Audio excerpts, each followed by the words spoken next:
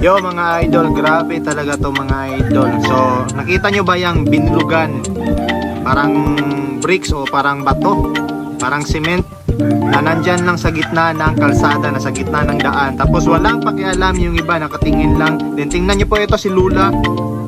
Parang scripted lang pero di natin alam. But the values in here, mas mabuti pa yung matanda, yan si Lola. Kasi naisipan niya na maaaring makapahamak ng mga riders. Hindi siya nagda-drive ha, pero alam niya na pwede makahamak sa mga riders itong batong ito. Buti alam niya bato ito eh. Paano kung ano yan? Paano kung cement talaga na naka, 'di ba no, hindi pinansin lang ng ibang tao.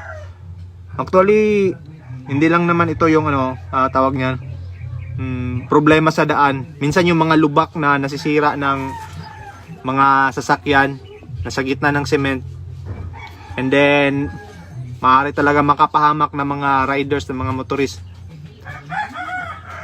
So matagal pang kinuha ni Lola yung bato, yung cement. Ayan. Sinum in niya. Sinum in ng CCTV. Nangyari ito November 7 pa pala no, 2022. Yun guys, oo.